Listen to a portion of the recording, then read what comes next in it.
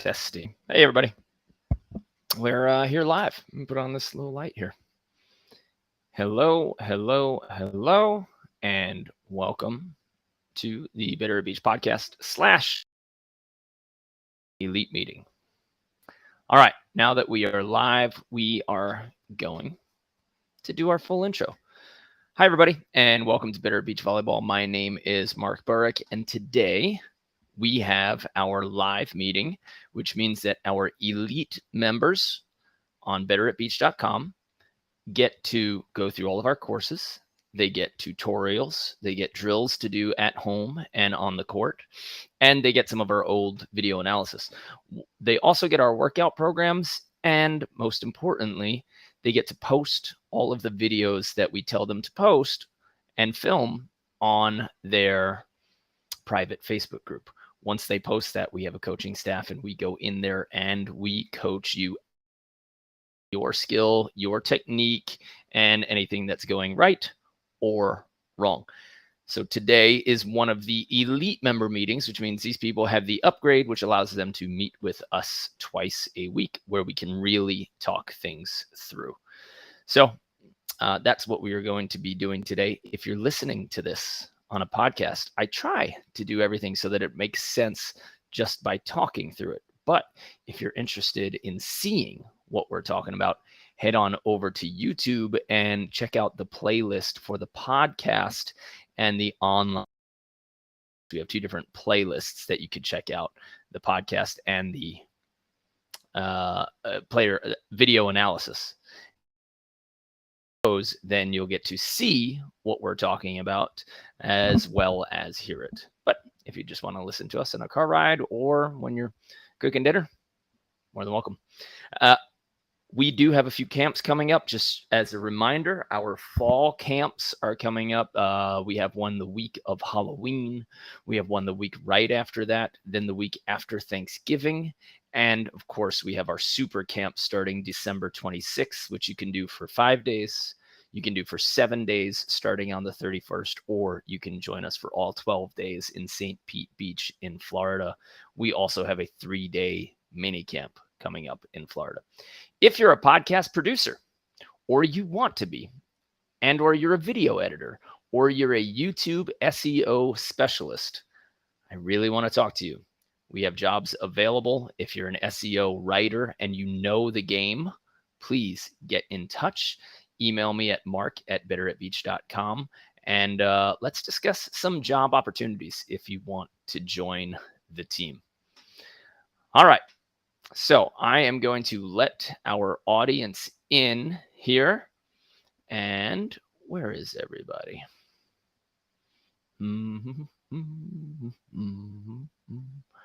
They are in the audience, and we're going to use the chat.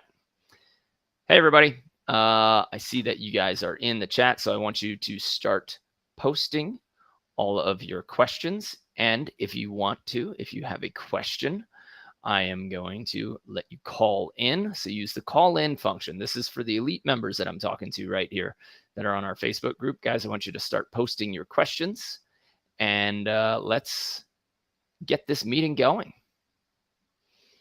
I know Matt, our good buddy, had a tournament today. He didn't do too well. They lost, but lessons will be learned, and we'll be able to check out exactly what's going on a little bit later once he's able to post all of those. So I will wait for you guys to start joining in with the questions if you are in the audience here. If you guys are not going to post anything, then I can just head right over to the Facebook group and start looking at some videos.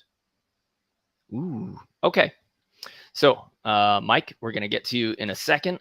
And Thais, you've got a question. So, Thais, can you use the call-in function if it's available? And let's see if we can get you on air.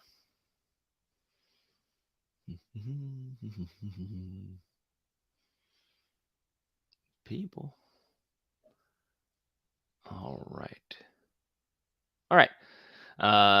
Thais will just answer your question right here. So recommendations for how to prepare for a multi-day tournament heading to Seaside this weekend.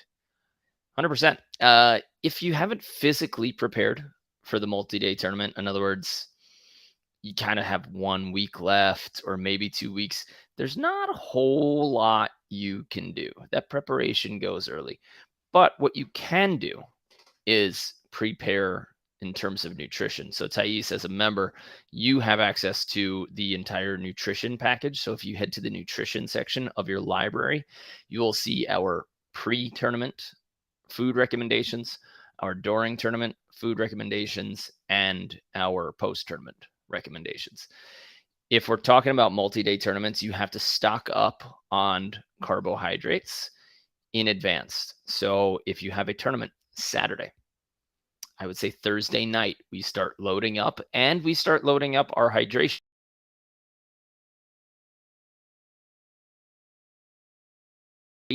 too much. And hydrate includes that salt, a little bit of sodium, and I want to make sure that you're including both of those. And if you can just add a little pinch, Thais,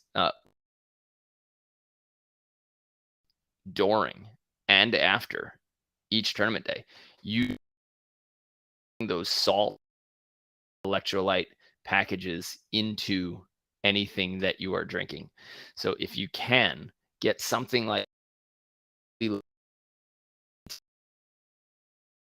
then we don't have a partnership with them, but LMNT is high sodium and potassium you can dump into your water, and that is fantastic. And now I actually have it with every bit of water that I drink, and it's making me feel real good, feel better, and my workouts are going really great. So LMNT is a nice package, but you can also just add sea salt or table salt, and you'll be fine. I'm glad it helps. If you're in that tournament, you have to think about, so I want you to, again, Thais, open up that nutrition package that we have in your library and look at the recommendations that we give you. They're all set there. Look at the recommendations that we give you for pre-tournament eating and during tournament. There's even a little checklist that says, okay, what and when, and I want you to actually use it and fill it out so that you list to purchases for those. Obviously, sleep counts. Obviously, alcohol for, I mean, ideally ever, right? But at least 3 days before that tournament so that your hydration can stay up and so that your energy and your sleep are at a high level. And I know you got a kid, Thais, so sleep is challenging. So see if you can negotiate with Ben and sleep in another room and make sure you get a really good night's sleep if you're going to be playing that tournament. And during tournaments, again, carbohydrates are a must. So bring lots of fruit, no fried foods, and a little bit of protein. We're not trying to eat light on tournament days. That's not what we do. Okay. We have to eat heavy and consistently. So a lot of people think, oh, I'm eating healthy, so I'm going to have a salad all day. That salad is wasting room and giving you no energy.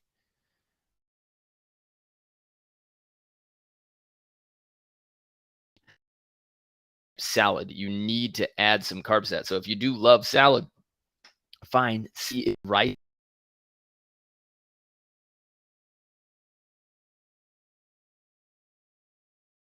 Protein, like it digesting.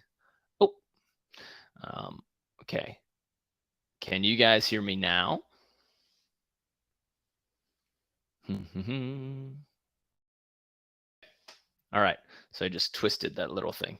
Sorry, Sandy. I appreciate you so much for saying that. I was just saying that for salad, if you want to have salad, that's totally cool on game day, but it is a waste of room really without any calorie. So you want to make sure that you're adding rice and any quinoa, something like that. Any form of carbohydrates is going to help you. Sorry, we're trying to get this going so that you guys can actually hear me. From my input, it looks like I'm sounding okay, but you guys say that you are not hearing me. So I hope you can still hear me. We're going to let Mike on and see what happens here. What's up? Mike, what up, baby? Hey, can you hear me? Yep, I can hear you loud and clear. Okay, cool. Me too. So now that you're YouTube and Instagram famous, how's your new life? Got a few comments, that's for sure. Good. People will be more scared to know you're. Yeah, precisely. Yeah, had a fun weekend and I got some film I'd love to check out to know if I made any of the changes you talked about. Okay. Now you did in the call-in included a link, but it disappeared for me. So can you post that in the chat? Just that link. Yeah. Okay. Yep. Do right now. Awesome. All right, let's open that up in a side window, and we will. Okay. And Mike, and let's see what's going on. So tell me what you were thinking during the. We can review it for anybody who's listening for last week. Yeah, so the big key was hips and toes pointed the way that I'm attacking. So usually middle of the court. I'm a right side player, so really want to get my body lined up. Deep middle, and also generate power using the upper half of my body. Kind of make sure I'm doing a nice big rotation and using a nice full arm swing, not really doing like a half arm swing like I tend to do. So really, it's more about the attack, the approach, and the attack. Am I making a well-formed and well-timed attack and polishing up attack mechanics?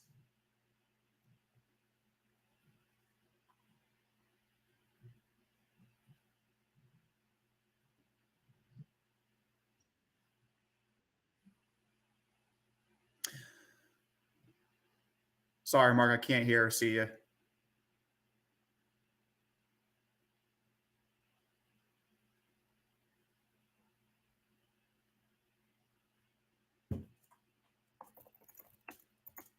Everybody? Can you hear me? Okay. Hopefully it comes back.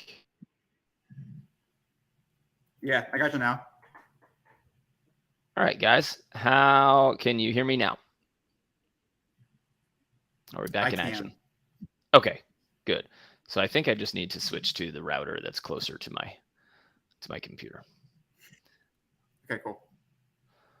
All right, so we are back and we're looking here. Here's an attack. Yay. Okay. Let's see what happens. This looks better. So immediately, Mike, it looks better because it looks like, okay, hips are in a good spot. So that means that you're trying to attack the ball. Let's see. Ball goes up. This looks a little bit better, right? That ball's not so much on your left arm, but you can actually see that you're still a little bit under it. See how you have to kink over to it? That your head is still under the ball. So you're a little early, and I'm wondering if that happened. Look, see how they put you on the back line here, Mike? Yeah. So you used a jog to get into place, but you didn't necessarily get up to your spot and then separate into an approach. So what I mean by that is from here, now look, if we just see this serve come back, you get served deep, they put you on the back line so your feet get back there. And then you got nice long legs so you can take that. But that's not the same distance as this. See where you start your approach here? It's closer to the net. Closer to the net. Yeah. So two different serves. The opponents put you in two different places, and they forced you to start from a different depth, right? Ideally, the rhythm of your approach and the speed of your approach starts from the same place wherever you get served, which means that if you get served deep, you move up a little bit or you trot up to your spot and then you start your approach instead of taking much longer steps from that deeper approach. Same thing if you get served short, you can't let that affect the spacing of your approach. Most good short serves, if they do it well, they are going to distance from your approach, but we have to maximize as much as we can. Here, okay. Here, let that serve come to you. So if I understand you right, it sounds like I'm always taking a 4-step approach, but if I'm further back, I'm just using longer strides, when in reality, it should just be the same approach every time. Just make the adjustment and then your 4-step. Yeah, exactly. Yep. Yeah, of course, it's not a perfect rule, right? Because sports are ever changing. But we try to get back to our distancing, our rhythm as much as we can. Okay.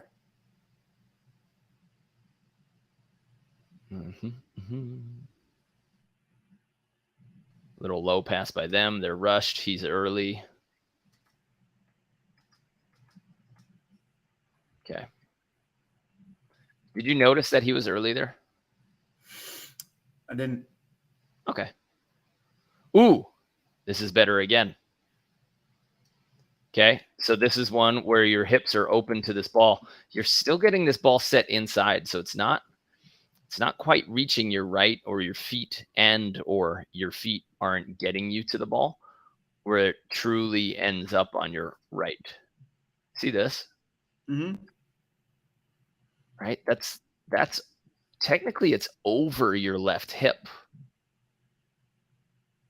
So we need to allow this ball or force our feet to get to a situation where we're hitting the ball over our right hip, or even outside of it.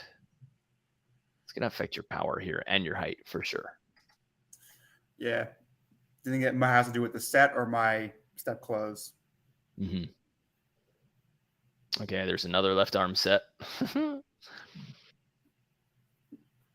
Nice float.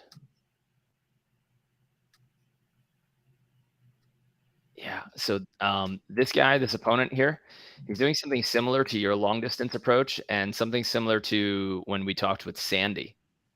See how he's just continuing to jog through this? Jog, jog, jog, jog, jog, jog, jog, jog, jog. There's never a moment for slow to fast, right? So this is a good opportunity to block or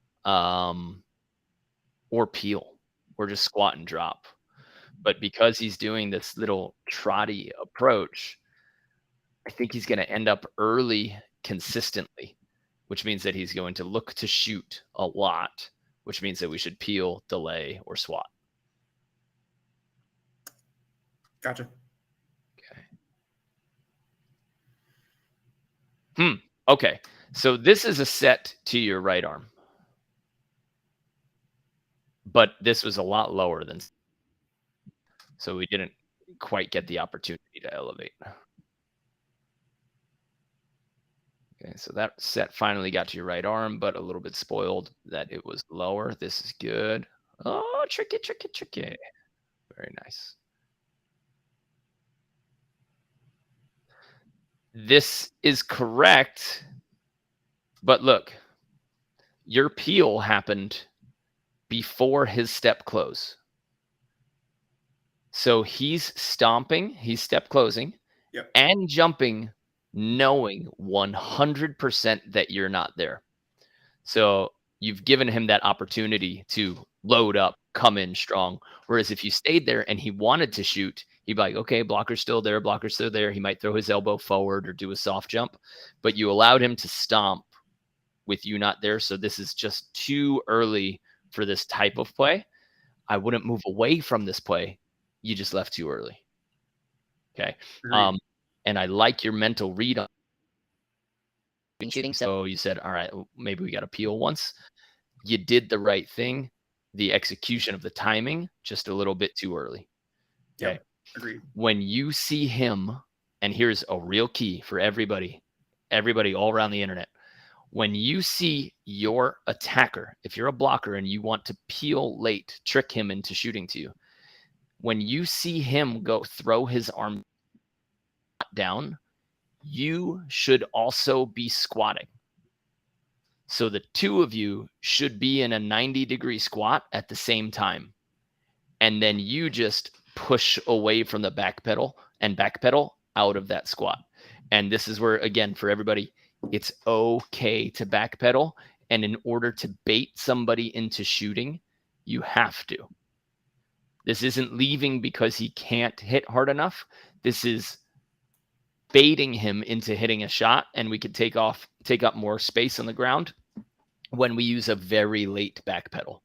Okay. But some people will think that they made a mistake here in peeling. You didn't make a mistake in peeling. That was the right strategy. He just left too early. Yep. Agreed. Okay.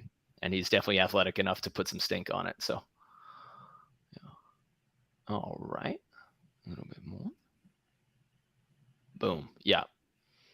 Yeah. These guys with an open net, knowing that the net is open, they'll be able to put it away. Yep.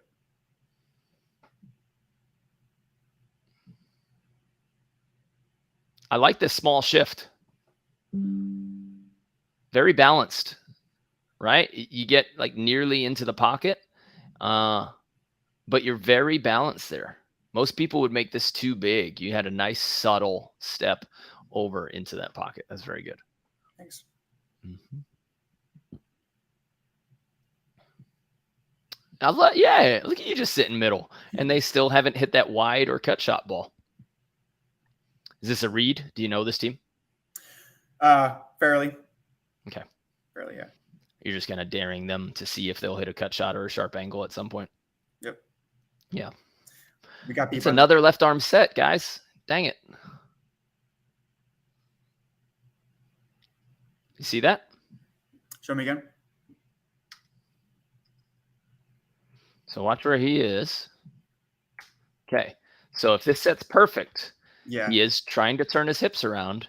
You sit between you. This set, if I were looking at an AVP match, yeah, this set would end up here.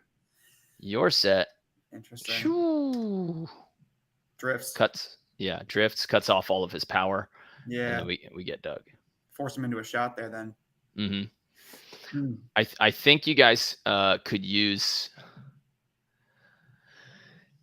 some setting work that mandates that you're getting the ball over the right shoulder. So one way that we do this, let me see if I can just bring up anything volleyball on YouTube. Let's see.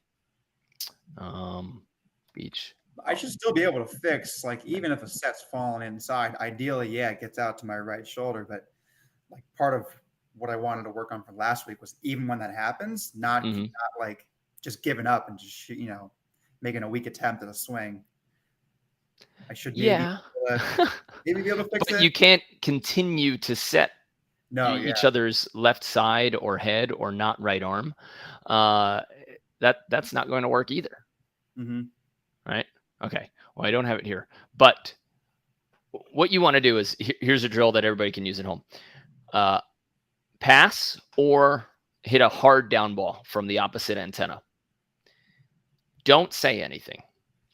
Before your partner sets, establish where you would approach, where you would be about to approach, and then draw a line from your right foot. You can draw like imaginary, or you can just see it. Let the set fall. If the set falls anywhere except outside or on the right side of your right hip, like once you're lined up, you don't even take the approach. You just stay exactly where you were standing before he sets, and you let the set fall. And then you say, okay, look where my hips and my right toes are pointing. That ball fell 6 inches inside. Not a good set. Look where my right hips and toes are pointing. If it falls to the right side of my right arm, that's a good set. We do this during setting and offensive design at our camps, and it finally cues people into being like, oh, I have to get this ball either inside the right shoulder if I'm setting a left person, or definitely hanging outside their body if I'm setting a right person. But, so part of this is coming, like last session, I gave you the opportunity to fix it with your feet and your shape. Yep. But hopefully we have to fix it less, and we're actually getting that set to reach your right arm.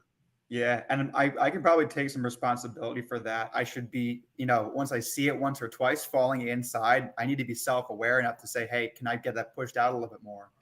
Otherwise, if Yeah. you ask me how was that set, and I say, oh, it was great, but I'm just swinging cross because it's the only thing I have open. I want to open more options for myself. So maybe I just need to be better at describing my perfect set too.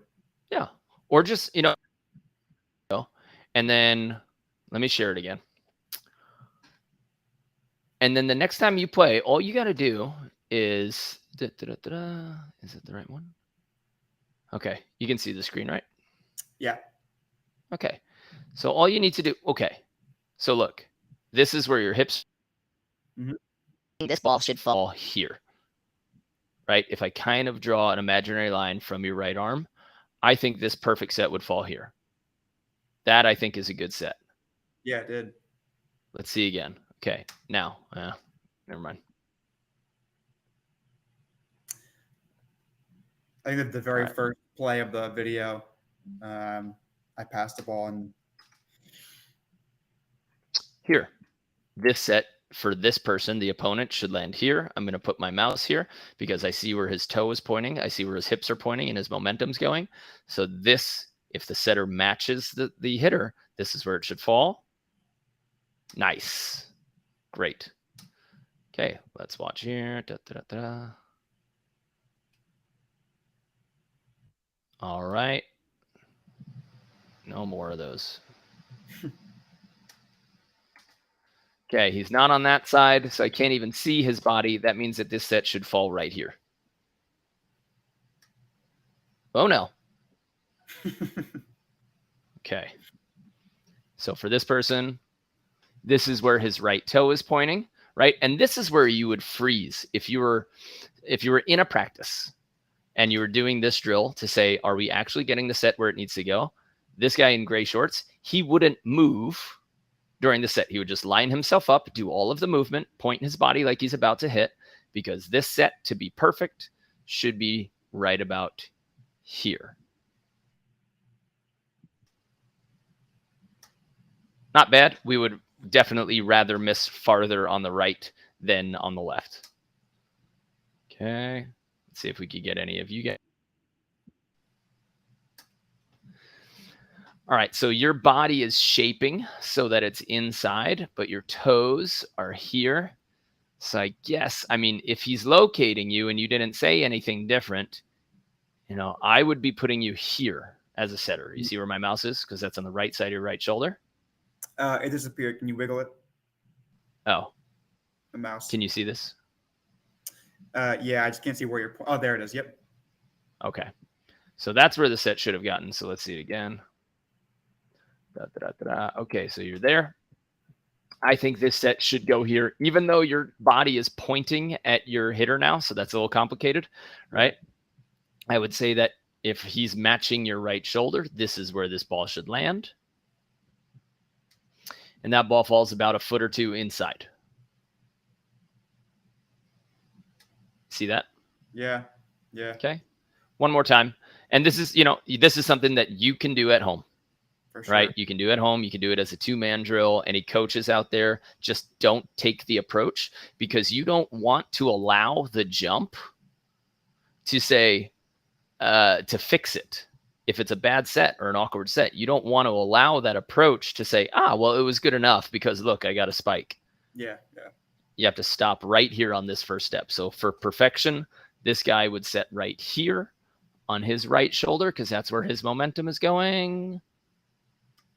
Too far inside. Mm-hmm. Talking about setting the right arm. But, okay, so your momentum's coming here, but your right shoulder's here. So hopefully this ball gets right about here.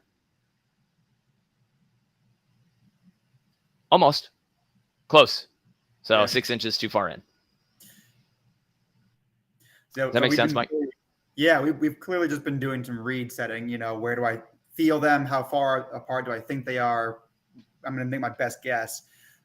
When do you recommend to teams like that they start using like numbered systems, like give me a 5 or a 1 based on where the net is? I know some teams do that, but is that really necessary, or should we just develop this muscle of sort of the feeling it out and training that muscle to set on the right arm? In my opinion, it's all going to match up with each other. Across the net. Some teams use letters across the net. Ideally, your call, when you call for a set, it matches what your body is showing. Some people say outside, and their feet are not physically outside the lines, so that it's going to end up on their head or left shoulder instead of their right arm, right? So that's a case where I didn't match the call to where my body was. But if I'm the setter and I hear outside, but I see that your feet are not outside the sidelines, I'm setting you probably 5 or 6 feet inside, depending on end up and where you're facing. Because a great setter, the highest level setters, feel where their partners are, feel their momentum through their peripheral, if they're early, if they're like really behind, and they could either slow the play down by waiting longer to touch the ball and getting lower, deepening their hands, having a slower release, and having a higher release on the, or a higher set afterwards. So those are all ways that a setter can slow a play down, but also a setter needs to be able to speed a play up. So instead of the normal catch and release of my set, now my buddy asked for a speed set and I got to flick it out. Instead of letting that catch phase, now I got to go to indoor hands and I slap that ball to them because they've asked for speed. Okay. And I think most people who are running on 2, they don't get that. They keep their hands the same speed and they try to do a spread offense. But as soon as you use your beachy, deep hands, you've allowed that beat for the blocker to catch up. You're trying to run speed because you're trying to not let a blocker catch up, but then you go, and you set this slow hands ball, even if it comes out fast, that extra beat allows them to jump on it. And I know that I'm cherry picking from guys who are dominating right now, but if you watch Miles Partain, his release for his speed set is super quick. It's not right. He stays up, he sets on his way up, and he accelerates the ball. It doesn't slow down in his hands. Anyway, long-winded story. Back to the point of, do we call sets? Yes.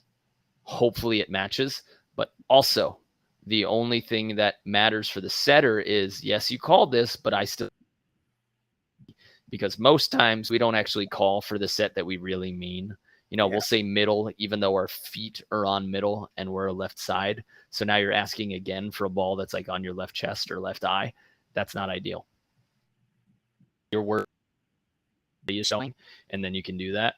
The number system along the net, that helps a lot of people in one group get on the same page, or it helps people get on the same page super quickly. But you don't necessarily need it. It's convenient to have it, but you don't necessarily need it. Yeah, gotcha. So like new partners, maybe. Yeah, new partners, and we got to make an offensive system in 5 minutes. Okay, this is what this means. This is what this means. This is what this means. Okay.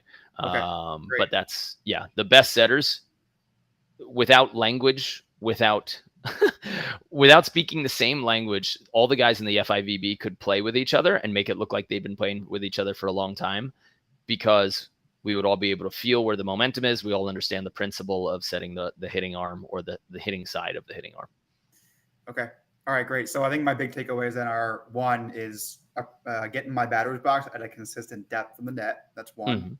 2 is do setting drills to make sure that I'm putting it on the right shoulder and I'm getting set on the right shoulder, so we don't have to fix late sets. And then 3, my last question for you is going to be that 4th step. So, the traditional right, left. I always match up, as I've been told, my right foot with the setter contact. Now, I have a very slow approach. I'm a big guy. I have a slower approach, and it takes me a while to get my arm into my, hitting position and then follow through high. I've always struggled with the timing of that. So is that a rule I can kind of bend just to make sure I can get my full attacking arm swing? You don't mind that? No. The right foot on set contact, this is the mistake that we have trouble translating for people, is we're trying to put everybody on the same timing linkage so that sets so that your variable is constant. And now we force the setter to change their height and change their stuff. So ideally, at least if we put you on the same foot at the same time, some of the other stuff should start matching up. Yeah. Having your right foot on the ground or placing your right foot on the ground during set contact is not starting your approach. And the key to that is what we said today at the beginners clinic. I was like, who here lived in a dormitory? And we had a couple guys raise their hand, right? It's like, when there's a party going outside in the hallway and you're not quite sure if you want to join it, or there's like a scuffle and you don't know if you want to get into it. So you just lean outside your door, right? Like only your head and shoulders poke outside the door and you don't know if you're going to go in the hallway yet. That's what your right step should look like. You're just leaning to see what's going on. You're not going anywhere yet, but then the second step then builds on that and you have that momentum. Similar, like one other metaphor that we use is, all right, you're at a stop sign. Your right step is you releasing the brake, not hitting the accelerator. Right? Your left foot is when you have released the brake. So your right foot's on the ground. Now your left step is you starting to hit the accelerator because yeah, definitely the street's clear. There's nobody walking through. Okay. So that's the right step and what it should be. You should still be under control. It shouldn't be the start to your approach. Okay. But everybody's going to be different. I know Scott Davenport, he teaches when the ball's a certain distance out of the hands, that's when some people start, especially if they're taking a little bit of a higher set, right? So now you wait because some people have deeper hands, some people have faster hands. So if I wait till this distance, well, I've still found a variable that I can be constant on, and that it allows myself, now I can ask my setter rightfully to say higher or lower. But if you started on your left or your right or somewhere in between, or you're mid sprint, and then you say that set was too low, that set was too high, you don't know, because you're subjectively reasoning from a place where you're not keeping anything constant. Gotcha. Yeah, I've definitely been victim of that. Is I'm like just starting my fourth step, whatever you want to call it, as falling into the setter's hand, and I'm always late. And I'm like, but I think I'm doing the right timing, but it's not ending up in the right place. So I think I just need to customize it for me. So with your blessing, I'm going to start experimenting some more. So thanks. Oh yeah. Do a couple. Wait till the ball's just out of that person's hands, and maybe you'll have faster feet, but they'll be more accurate. Yeah. Or have that lower tempo set, and off of, at the end of your right step is when that setter's releasing the ball, so that you're almost getting onto your left afterwards. I don't recommend, unless you're running super speed, I don't recommend being on your left during set contact. If you do, you're going to have to be a master at delaying and breaking your approach, and then rhythm gets broken and stuff. So wouldn't recommend that as much. All right, man. Yep. Thanks for all the advice again. You're the best. Oh, yeah. Got a lot to work on. Yeah. Don't we all? I know it. Thanks. All right. Later, Mike. Peace. Okay. Plinio, you said, do we call the sets all the time? I'd say that most professional players definitely call their sets, but I'm not always listening to exactly what my partner calls for because of what we just talked about with Mike. It's, if somebody calls for something, but it doesn't make sense biomechanically there, I'm going to give them what they need, not what they ask for. And that becomes the right set. And usually it is. So that's the take on calling for sets versus not calling for sets. Okay. You should definitely be reading where your player is, and that will make you a better volleyball player in general. Okay. And yes, mashed potatoes are okay for tournament day. I would just say that potatoes should be like in the morning and before one of your longer breaks. A long break going before your next match, that's a good time for those complex carbohydrates, which take a little bit longer to break down, but we can access them for longer for energy. So that's a good time. If you need to play a match in 20 minutes or 30 minutes, that's when carbohydrates in the form of potatoes, rice, quinoa, stuff like that, that's when those might not be ideal. Okay. That's when you're looking for fruit or sugars, fast glucose getting into your body so that it can get to your blood and your muscles quickly. Okay. So we're going to have faster carbohydrates or fruit and sugars as opposed to those complex carbohydrates like rice, bread, potatoes. But if you've got at least an hour before your next match, then it's okay to have some of those longer form and you top yourself off with some fast sugars. Okay. Thanks, Puino. All right. From my elite members, do you guys have any more questions? If nothing's bugging you, then we can call this a wrap, but I'll give you guys another couple minutes just in case you've got some more questions or videos you want to look at. I will be happy to do that. If you guys are listening at home, Plinio, I got you. If you guys are listening at home, just know that if you want to be us twice a week, then you join our elite member tribe, and you do that by going to betterbeach.com/coaching. You get access to our passing master course, our setting master course, our fix your arm swing program, our attacking, our side out and attacking course, and our ultimate defender course, which is thick with defensive tactics, strategies, and match analysis. And of course, you also get our full 21-day mobility challenge, as well as our 60-day vertical jump program. You get all of that when you sign up for any of our memberships, and you to talk with us in these meetings if you sign up for the elite membership. All memberships include the ability to post your videos and get coached by us. It's just whether we do it on comments only on the Facebook comment section and these videos. All right. Jason says, my default favorite set is the middle of the net. So if they push too far, I can still attack. I like that. It's kind of a good rule, right? And you could always say that, Jason, you could always say, hey, put it on my right arm. I'll call for middle. But if you're going to make a mistake, make sure that you push it too far. And most righties are very good at adjusting to their right side. So that's a good way to make a mistake. Yeah. Okay. Sandy, let's see if we can get you on camera. Hi. Hi, Sandy. Hello. Can you hear me? I can. Yeah, hi. I just feel like I got burned so much.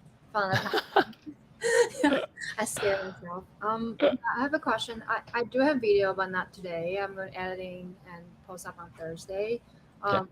So I just want to ask. So when I'm on the ground, it's easier for me to open my torso. So I can face forward and I feel like I can open my torso and then hit it, swing it. But when I am in the air, I feel like I'm only throwing my arm. I can't really use my core and turn and do the whip things. And so I was watching in the class, it's the attacking class. There's the drill you throw the tennis ball. I was watching the video, so basically it's you face behind and you throw it and this and throw that. But I feel like when I'm in the air, I just it's not happening when I jump. Okay. Yeah, so I'm just wondering if there's a way, or should I recording myself to slow motion? Always record yourself in slow motion. That's that's definitely going to tell you and help you with what's happening. Uh-huh. But there's two cues that I want to give you to help you get this separation, so the shoulder and hip separation. Mm-hmm. It's super easy to do this on the ground. Yes. Right? Because I can just put my feet down and now I can rotate back because I've got that plant. So there's not a ton of transfer if we just stand on the ground and hit, or if we stand on the ground and throw. We have to do that quickly, get the feeling, and then say, okay, I understand what I'm supposed to do. Now I have to put it into an attack as fast as possible. So the two things that I'll tell you to do, one of them is push your right hip forward on takeoff. The last step? Do you mean the last Yep. step? Okay. So it's right, left, and this right foot, when you jump, it should push you so that you are rotating, so that almost your right hip will end up in front of your left hip when you land. That's the most exaggerated way to do it. Okay. Okay. Left, right, left. So it's the last step, the left step.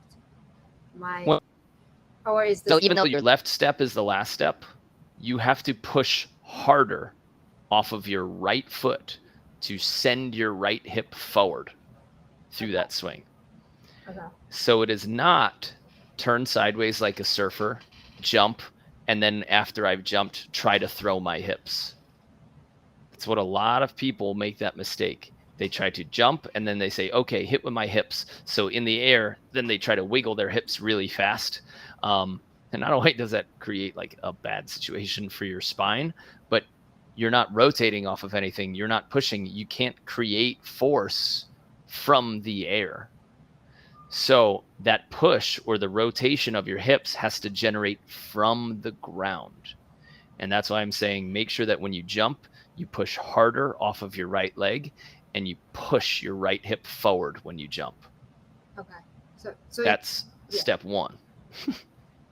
Second step is what we've been using a lot and people are loving it for arm. Break the glass. So when you jump, you're going to push your right hip forward hard and you're going to break the glass like the emergency glass of a fire extinguisher with your elbow. Boom. You knock that back. So it's always right hip forward, right arm punches. Right hip forward, right arm punches back. So okay. It doesn't happen simultaneously. It happens, you push your hip probably a little bit like 0.1 seconds, and after that you will break the glass. Yeah, if we're getting real biomechanic-y, it'll happen right afterwards. But if you want to just jump and break the glass at the same time, making sure that your right hip gets forward hard and your right elbow breaks the glass behind you, then you will definitely have that torso separation. What you should look like in the air, and you'll be able to see this if you just see a bunch of pictures. Is that AVP sign? No, because that's a two-dimensional picture. Okay. So volleyball spike photo.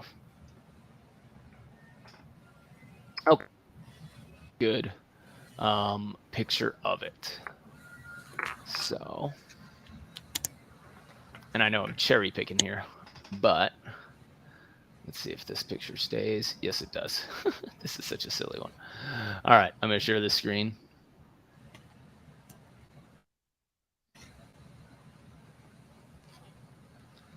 All right, so do you see the screen here? Yes.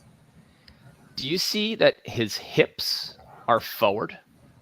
Yes. But his shoulders are sideways. So even though there's about a 90-degree separation there, right?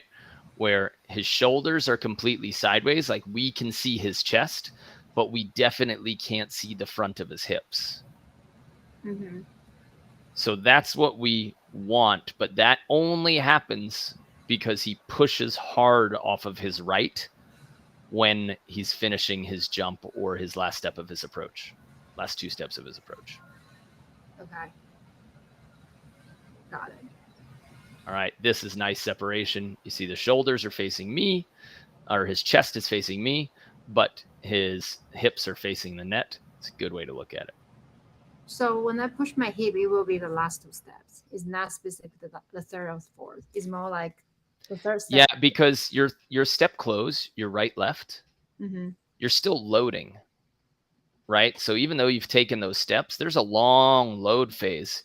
It's just when you take off of the ground, make sure that you get extra out of your right glute, punch your right hip forward.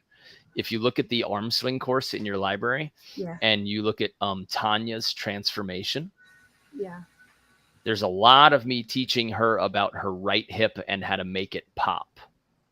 Okay, but again, that's from the ground. Now you have to transfer that to the air, and we do that by punching your right hip forward or squeezing your right glute, at the same time that you break the glass with your right elbow. Yeah. Okay. Cool. I do follow that one because that was the 21-day swing. So I did follow that like 2 months ago. Yeah, I think I should revisit again. And and then keep posting all of those. Oh, okay. Yeah. Like the drills. Got it. Yes, because without us being able to see it, it'll take you far, but it won't take you as far as we could possibly go. And since you're in the elite member group, utilize it.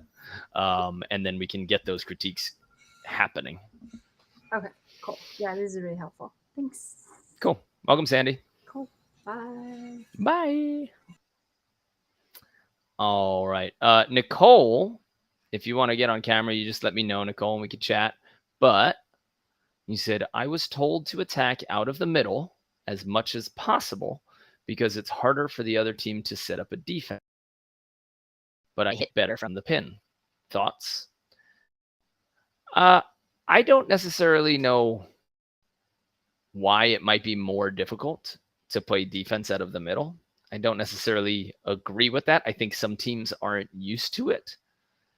The only thing I might say, if you hit out of the middle, is that for hard-driven spikes, the defender is probably closer to the hitter and they have less reaction time. And then for a high line, when they hit to the opposite side of the court, over the blocker, then it's a farther distance to run. But when you hit out of the middle, your cut shots have to be way more precise. They have to be a lot steeper. You don't have as much space for your hard-driven attacks. In other words, like the antenna to the far corner is the farthest distance. So that's the ball you could theoretically hit the hardest. Okay. At the same time, defense is far enough away and maybe they have that time to react. But you could have a devastating sharp cross or like a chop cross swing if you hit from further outside. And the last thing that I would just give you is look at the pros. Look at what the best people in the world are doing. The majority of them are not hitting from the middle.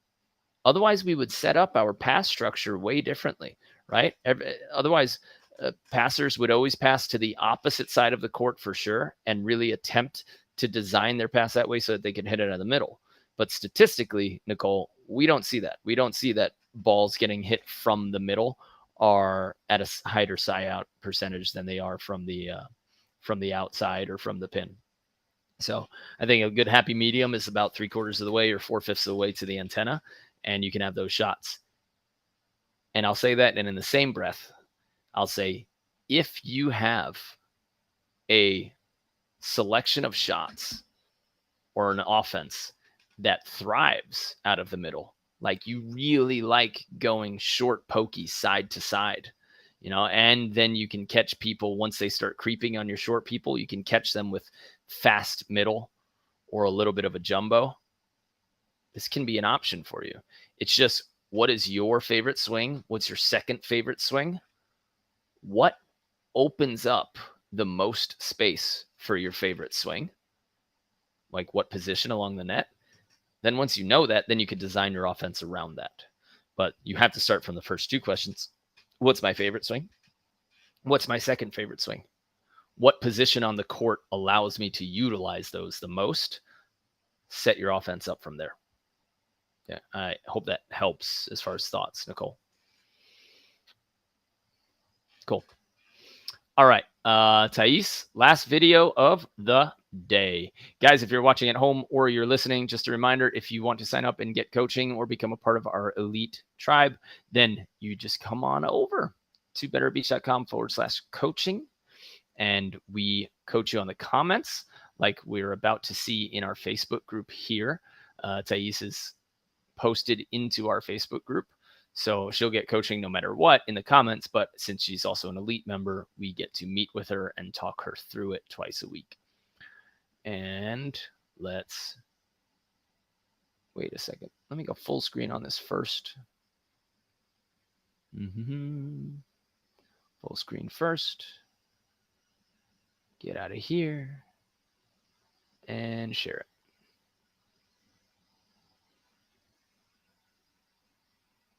Nice. Okay, Thais, if you're on your call-in function, I'd love to talk to you, but I think this is you, right? That just hit there, and now you're blocking, should be.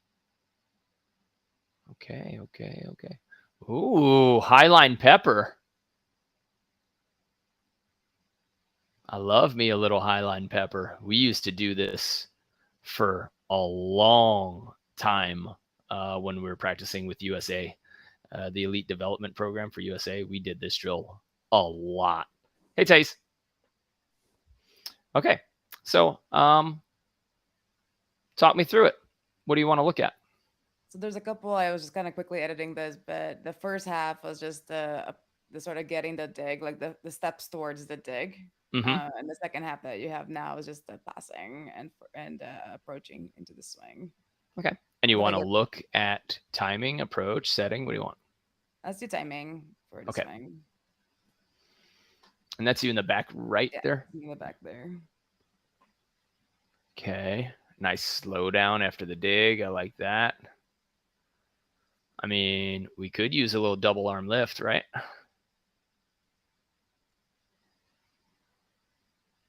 See how these arms kind of get just to the back.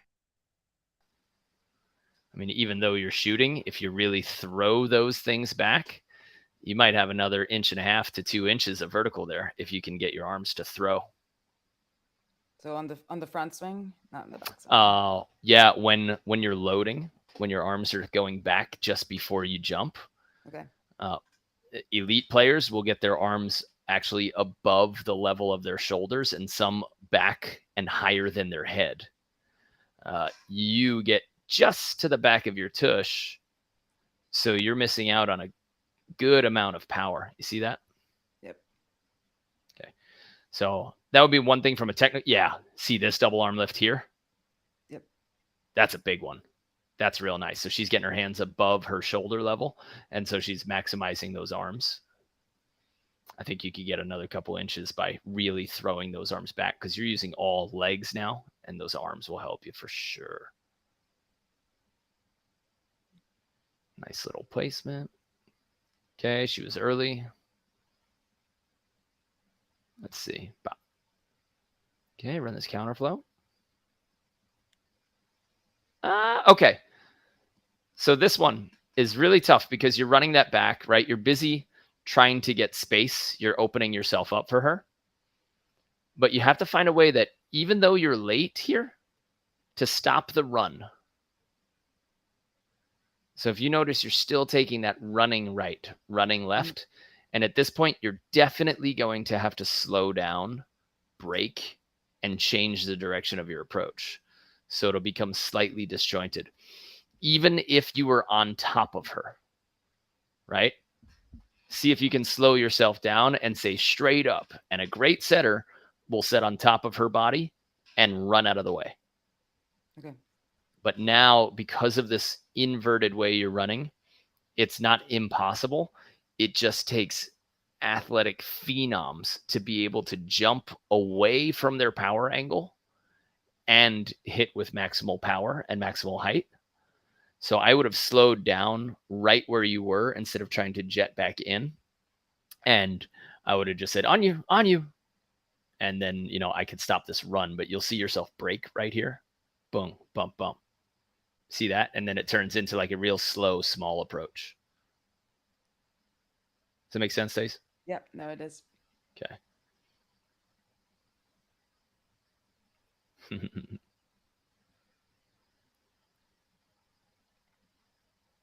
Okay. Yeah, so your last two steps are quick, but I wouldn't necessarily call them powerful. Right? See, we trot, and we kind of stay at the same speed through that approach. It's just bump, bump, bump, bump. And then you kind of touch the ground as if you're doing like almost looks like a jump rope. If you could slow down really slow down for those first 2 steps and then feel like you're firing off of your left into your step close so that you have more space from the net.